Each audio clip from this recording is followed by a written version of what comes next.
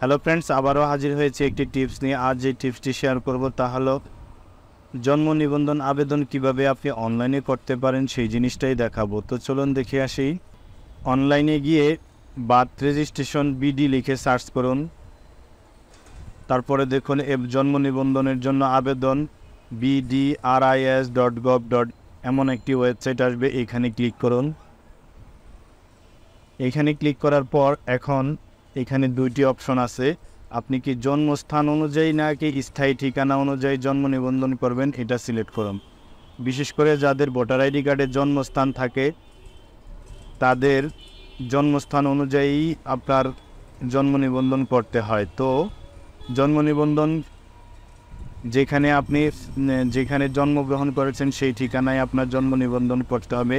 আর যদি নতুন করে কেউ অন্যত্র বাড়ি করে চলে গেছেন, সেখানে স্থায়ী ঠিকানা হিসাবে যদি আপনি ইউজ করে থাকেন, সেখানে আপনি স্থায়ী ঠিকানা অনুযায়ীও জন্ম নিবন্ধন করতে পারেন। তো আমি যে জন্ম নিবন্ধনটা করব এটা দেখুন স্থায়ী ঠিকানা অনুযায়ী। স্থায়ী ঠিকানা সিলেক্ট করে তারপর পরবর্তীতে ক্লিক করুন। পরবর্তীতে ক্লিক করার পর দেখুন এমন একটি পেজ আপনার সামনে আসবে, নিবন্ধনাধীন ব্যক্তির পরিচিতি। এখানে দেখুন আপনার নিবন্ধনাধীন ব্যক্তির নামের প্রথম অংশ বাংলায় এবং দ্বিতীয় অংশ বাংলায়। এখানে যে নামটা থাকবে সেই নামটা প্রথম পার্ট এখানে, দ্বিতীয় পার্ট এখানে লিখতে হবে।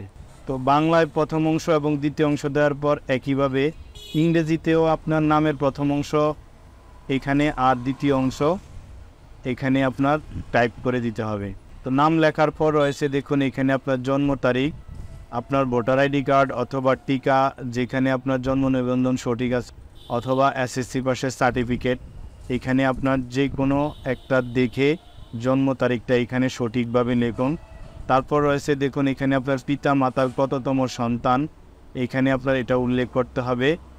পিতা মাতার সন্তানের ক্রম লেখার পর রয়েছে দেখুন আপনার লিঙ্গ। তারপর হলো জন্মস্থানের ঠিকানা। জন্মস্থানের ঠিকানা আপনার ভোটার আইডি কার্ডের জন্মস্থান যেখানে থাকবে বা আপনি যেখানে বর্তমানে জন্মস্থান হিসাবে ব্যবহার করতে চান সেটা এখানে উল্লেখ করতে হবে। দেখুন প্রথমে আপনার দেশ সিলেক্ট করুন, তারপর বিভাগ, ডাকঘর, বাংলায় এবং ইংরেজিতে। বিভাগ সিলেক্ট করার পর রয়েছে দেখুন এখানে আপনার জেলার পর তারপরে হলো আপনার উপজেলা, তারপর রয়েছে আপনার ইউনিয়ন, এগুলো সিলেক্ট করুন। ইউনিয়নের নাম সিলেক্ট করার পর রয়েছে দেখুন এখানে ওয়ার্ড নাম্বার। এখানে ওয়ার্ড নাম্বার আপনার যে জন্মস্থানের ঠিকানা অনুযায়ী ওয়ার্ড নাম্বার অবশ্যই দিতে হবে। ওয়ার্ড নাম্বার সিলেক্ট করার পর রয়েছে দেখুন এখানে ডাকঘর বাংলায় এবং গ্রামের নাম, এখানে আপনার ডাকঘর বাংলায় লিখুন, তারপর গ্রামের নাম লিখুন বাংলায়।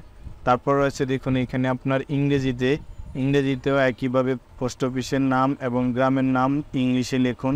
এটা লেখার পর বাসা ও সড়ক নম্বর এগুলো যদি আপনার না থাকে এগুলো না লিখলেও হবে। তো এগুলো যদি আপনার শহরের ঠিকানা হয় তাহলে আপনার অবশ্যই বাসা নাম্বার দিতে হবে।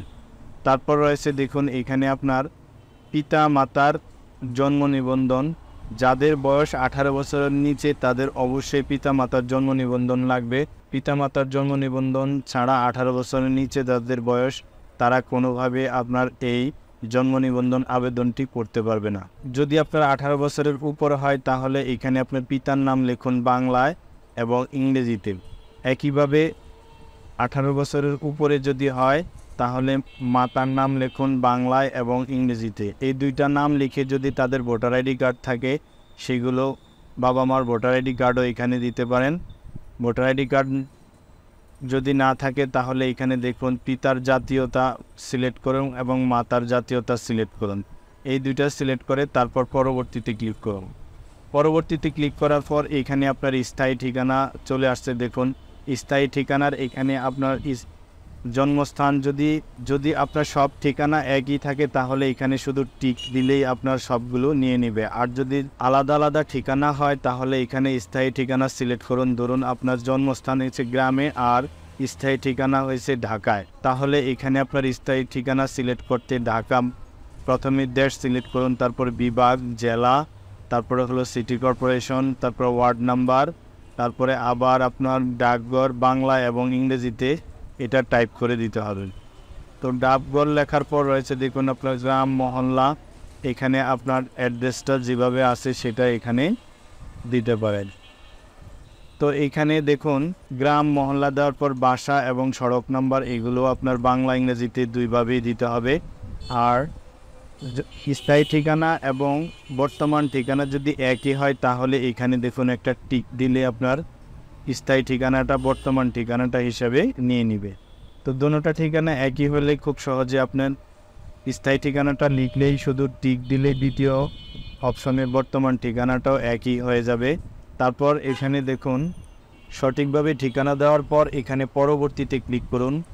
পরবর্তীতে ক্লিক করার পর এখানে দেখুন আপনার এই আবেদনটি আপনি নিজে করবেন নাকি অন্য কোনো ব্যক্তি করবে সেটা সিলেক্ট করতে হবে। তো আবেদনকারী যদি আপনি নিজেই হন তাহলে নিজ সিলেক্ট করুন। নিজ সিলেক্ট করার সাথে সাথে দেখুন এখানে আপনার নাম চলে আসবে। এখন সংযুক্তি হিসেবে এখানে দুইটা ডকুমেন্টস দিতে হবে। একটা হলো আপনার জন্ম তারিখ, নাম, ঠিকানা কোন কাগজপত্রের সঠিক আছে সেরকম একটি কাগজ দিতে হবে, যেমন এসএসসি পাসের সার্টিফিকেট অথবা ভোটার আইডি কার্ড। 18 বছরের নিচে হলে বাচ্চাদের টিকার কার্ড অথবা স্কুলের যে কোনো একটি কাগজপত্র এখানে সংযুক্ত করতে হবে। দ্বিতীয় যে কাগজটি আপনাকে এখানে আপলোড দিতে হবে সেটা হলো বিদ্যুৎ বিলের কপি। আপনার ঠিকানা অনুযায়ী যে বিদ্যুৎ বিল দিবেন সেই বিদ্যুৎ বিলের কপি এখানে দিতে হবে। তবে এই জন্ম নিবন্ধনে বিদ্যুৎ বিলের কপি এবং সার্টিফিকেট অথবা ভোটার আইডি কার্ড এগুলোর রেজুলেশন খুবই কম দিতে হবে। তো আগে থেকে আপনি সেই সাইজ করে নেবেন। তো এখানে আমি প্রথমে দেখুন সংযোজনে ক্লিক করে ভোটার আইডি কার্ড দিয়ে নিচ্ছি, সিলেক্ট করে তারপরে দেখুন চিকিৎসক কর্তৃক প্রত্যয়নপত্র Bangladesh medical and dental council কর্তৃক স্বীকৃত এমবিবিএস ডাক্তার দ্বারা কর্তৃপক্ষ। এখানে আপনার ভোটার আইডি কার্ড অথবা যে কোনো একটা সার্টিফিকেট দিয়ে দিলে হবে। আর দ্বিতীয় অপশনে এখানে দেখুন আপনার পিতামাতার স্থায়ী ঠিকানা সম্বলিত বা নিজের স্থায়ী ঠিকানা সম্বলিত যে কোনো একটি বিদ্যুৎ বিলের কপি এখানে দিতে হবে। তো এই দুইটা ডকুমেন্ট এখানে দিয়ে তারপর সিলেক্ট করে এখানে দেখুন স্টার্টে ক্লিক করলে আপনার এই ফাইলগুলো আপলোড নিয়ে নেবে। আপলোড দেওয়ার পর তারপর আপনি পরবর্তীতে ক্লিক করুন। পরবর্তীতে ক্লিক করার পর আপনার যে জন্ম নিবন্ধন আবেদনটি আছে সেটা এভাবে প্রিভিউ আকারে দেখাবে। এখান থেকে আপনি নিবন্ধনাধীন ব্যক্তির পরিচিতি, তারপর হলো ঠিকানা, পিতার নাম, মাতার নাম, বিস্তারিত সব এখান থেকে দেখে নিতে হবে। সব ইনফরমেশন যদি ঠিক থাকে তাহলে এখানে দেখুন একটি ইমেল আইডি এবং ফোন নাম্বার দিতে হবে। ইমেল আইডি না দিলেও হবে, কিন্তু ফোন নাম্বারটি এখানে আপনি দিলে আপনার ফোনে একটি ওটিপি আসবে। সেই ওটিপিটি ভেরিফাই করে এখানে আপনি সাবমিট করুন।